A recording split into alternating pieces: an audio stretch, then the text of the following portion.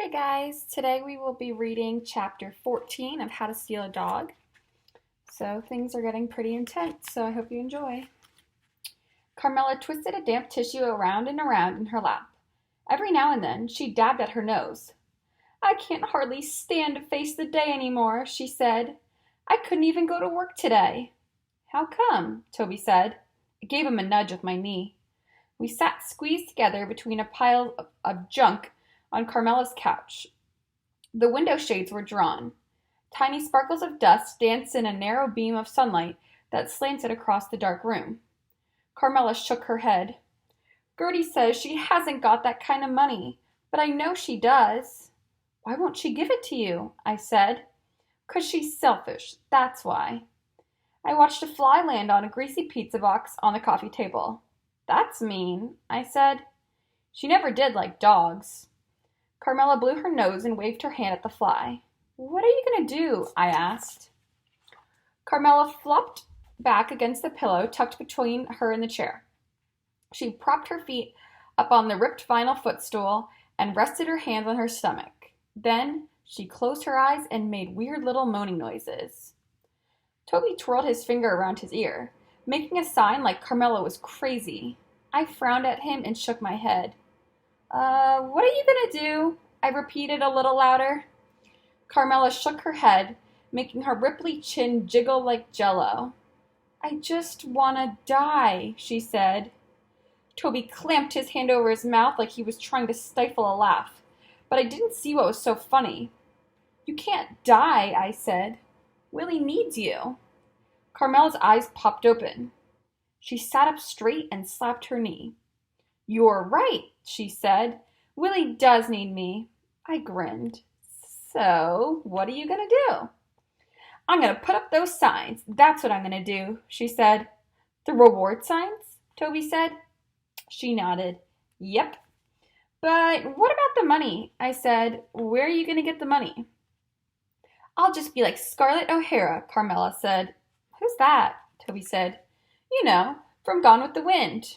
I guess me and Toby looked confused, because she went on to explain about Scarlett O'Hara, about how she was this lady in a movie who said fiddle-dee-dee and who worried about the things tomorrow instead of today. Then Carmela pushed herself up out of the chair and shuffled over to a rickety card table. Will you help me put these signs up? She waved a stack of papers at us. I made copies with Willie's picture. She smiled down at the signs in her hand. Toby looked at me, and when I said, sure, he said sure. Carmela gave us a little box of tacks and then grabbed her purse and car keys. Come on, let's go. Carmela drove, and me and Toby jumped out at every corner to tack up a sign. Toby was scared Mama was going to see us when we got near the coffee shop, but I told him to hush up and stop worrying. Of course, I knew he was right. She might see us, but I had so many other things weighing me down that I didn't have room in my worried mind for Mama. With every sign I put up, that question I'd been trying to push away kept popping back at me. The question was, what in the world are you doing, Georgina? By the time we were done, it seemed like there wasn't one street in Darby that didn't have a sign tacked up somewhere. On nearly every corner, Willie's face gazed out at the world, with his head cocked in that adorable way of his. It broke my heart to look at it. I feel better already, Carmela said, when we turned onto Whitmore Road and into her driveway. I have this feeling in my bones that little Willie is going to be coming home any minute now. But what about the money? I said. Carmela flapped her hand at me. Oh, fiddle-dee-dee, she said. I'll worry about that tomorrow. When Mama got off work that night, she drove us over to the Pizza Hut and told us to go on in and wash up. Then we sat in the parking lot and ate corned beef sandwiches and dill pickles. Mama seemed real happy and excited, going on and on about how she's making all kinds of money. She showed me and Toby an envelope stuffed with dollar bills. I'm stashing this under the spare tire in the trunk, she said, but it's just for emergencies, okay? Is that enough to pay for an apartment? I said, pulling the fat off my corned beef and tucking it into a napkin for Willie. Not quite, she said, but it won't be long now. How long? I popped a piece of chewing gum in my mouth. Not long, Mama said. How long? Not long, Mama said. Yeah, right. I rolled my eyes and pulled a chewing gum in a long, stretchy string out of my mouth. Mama whipped around to face me. I stuck my chin up and looked her square in the eye, twirling my gum around like a jump rope. She turned back around and slumped low in the front seat. Toby licked his fingers with smacking sounds and said, "Maybe me and Georgina can get some money." I swallowed my gum when he said that. Mama looked at him and smiled that real sweet smile she always seems to do, but never for me. "Now, how in the world would you and Georgina get money, sweetheart?" She said. Here it comes, I thought. I knew Toby was going to mess up sooner or later. I braced myself for what was going to come next, waiting for Toby to tell Mama about Willie and Carmela and all. I tried to give him the evil eye, but he wouldn't look at me. "I don't know," he said. "Maybe we could find some." Mama chuckled. "Wouldn't that be nice?" "Yeah, Toby," I said. "Be sure and let us know when you find $1 million on the sidewalk, okay?" Mama shot me a look, but Toby grinned and said, "Okay." We finished up our supper, and then Mama drove around looking for a place to park that night.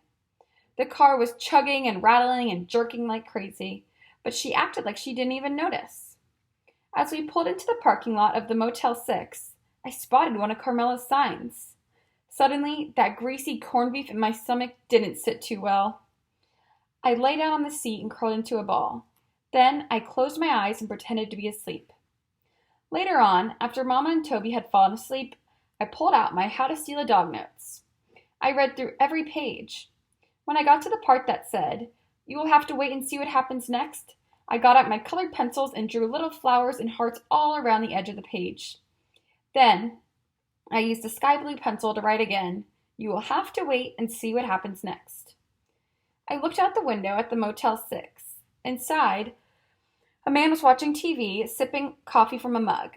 A soda machine outside the door sent a flickering red glow across the parking lot. I wish we could have gotten a room there, just for one night. We could stretch out on a real bed, take a bath in a real tub, act like real people. We didn't have school tomorrow, so we could spend all day watching TV and stuff. But Mama had said no. I looked over at Toby, curled up on the back seat with his head propped against the door. I hadn't told him about Mookie yet. I knew he'd get all scared and worried.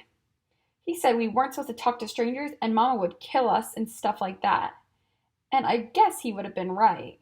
But what choice did we have? We couldn't just forget about Willie, could we? We had to feed him and take care of him. Besides, Mookie was probably gone by now. Toby wouldn't ever know he'd been there.